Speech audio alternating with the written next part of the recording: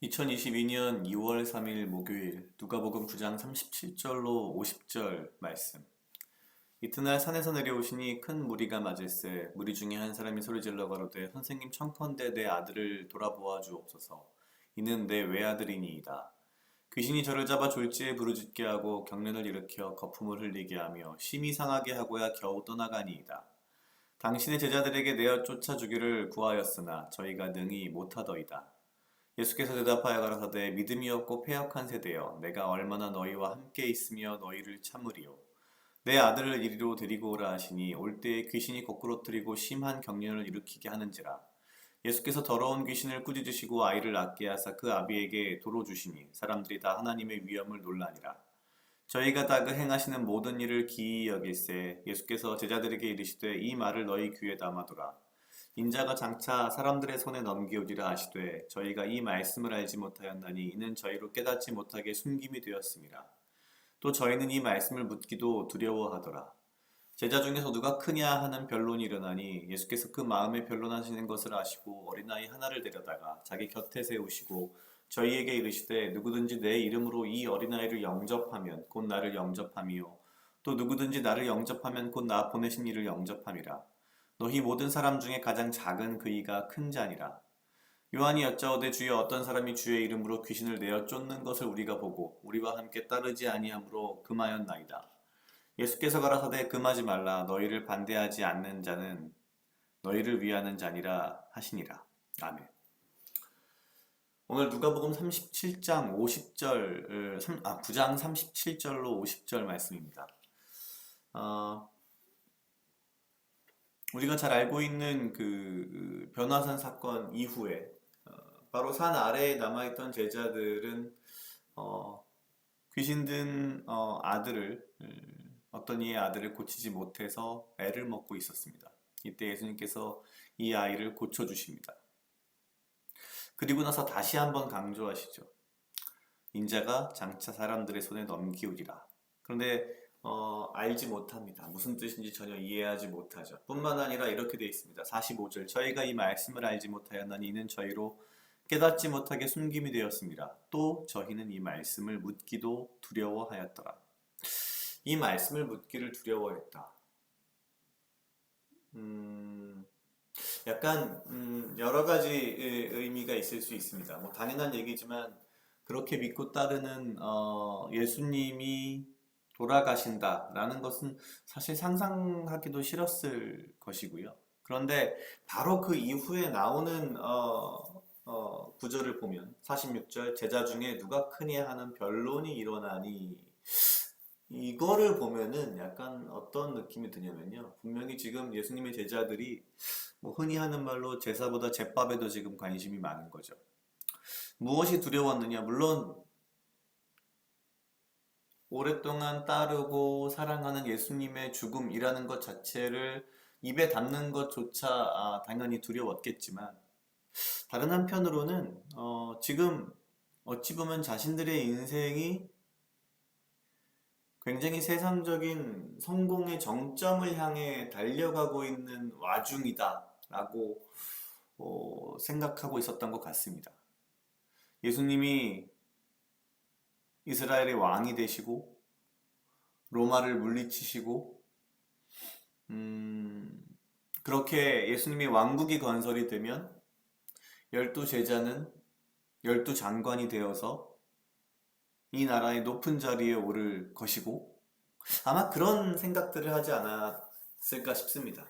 그래서 제자 중에 누가 크냐 하는 변론이 일어났고 사실은 어찌 보면 자신들의 인생에 성공을 눈앞에 두고 있는 상황에서 예수님의 죽음이라고 하는 것은 그 자체가 두렵고 슬픈 일이기도 하지만 자신들의 인생이 송두리째 날아가는 두려움 또한 있었겠죠. 이러한 상황들을 아신 예수님께서는 어린아이를 데려다 놓으시고 이렇게 말씀하십니다. 48절 저희에게 이르시되 누구든지 내 이름으로 이 어린아이를 영접하면 곧 나를 영접함이요 또 누구든지 나를 영접하면 곧 나 보내신 이를 영접함이라. 너희 모든 사람 중에 가장 작은 그이가 큰 자니라.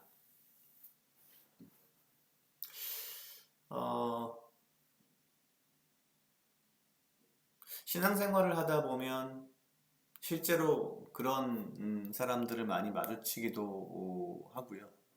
이제 지금 제자들의 상황과 똑같은 제사보다 제밥에도 관심이 많은 뭐 예를 들면 자신의 성공을 위해서 교회에 나오거나 신앙생활을 하거나 뭐 심지어 11조와 헌금을 하는 뭐 그런 사람들도 종종 봅니다. 세상적으로 성공하기 위해서 예수님을 믿음을 신앙을 교회를 뭔가 이용하는 사실 이러한 모습은 현대 기독교인들에게 굉장히 많습니다. 뭐 저도 어떻게 보면은 순간순간 그런 유혹이 많기도 하고 저하고 전혀 그렇지 않은 사람이라고 말하기 어렵겠죠. 왜냐면 어려움이 있을 때마다 제일 먼저 찾는 게 하나님이고 예수님이니까요.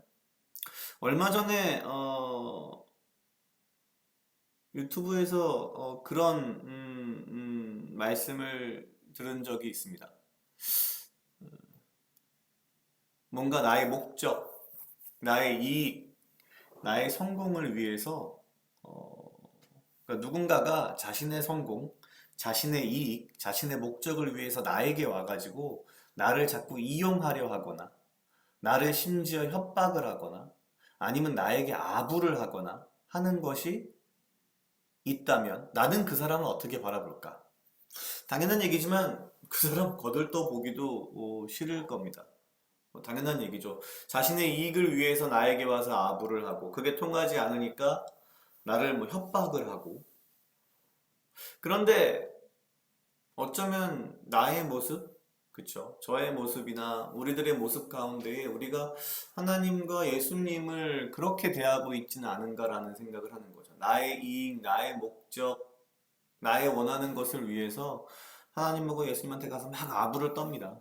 기도도 하고, 뭐 새벽 기도도 나가고, 뭐 헌금도 많이 하고, 뭐 11조도 할 수 있고요. 그러다가 뭔가가 내 뜻대로 안 되면 하나님한테 가가지고 막, 그쵸?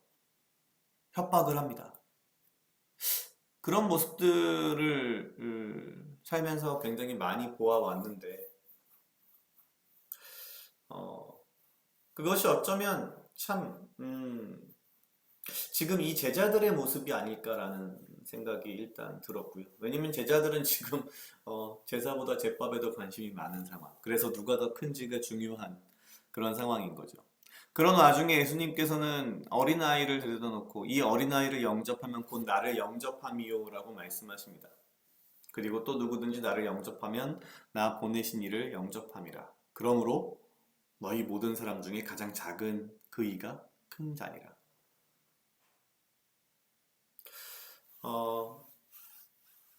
나의 어떤 이익과 나의 목적 그런 것들을 위해서 신앙생활을 하는 것이 아니라 내가 예수님을 따라 그 말씀대로 살기 위해서 가장 작은 일을 영접하는 마음으로 하루하루를 살아가는 것. 나의 성공과 나의 이익과 나의 목적이 우선이 아니라 예수님의 말씀대로 하루하루를 살아가고 예수님처럼 작은 자를 영접할 줄 아는 삶의 모습을 가지고 그러한 태도로 살아가는 것. 이것이 어쩌면 지금 저에게 그리고 우리에게 가장 필요한 것이 아닌가라는 그런 생각이 듭니다. 각자 약 2분 정도 묵상하시겠습니다.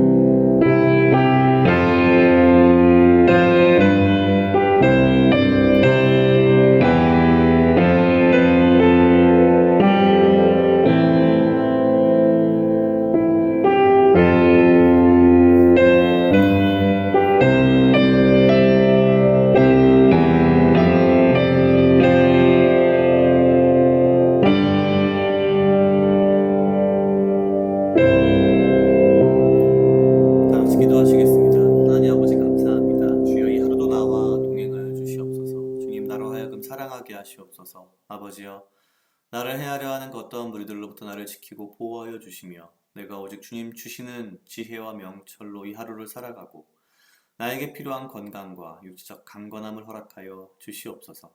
주님, 내가 나의 성공과 나의 이익과 나의 목적을 위하여서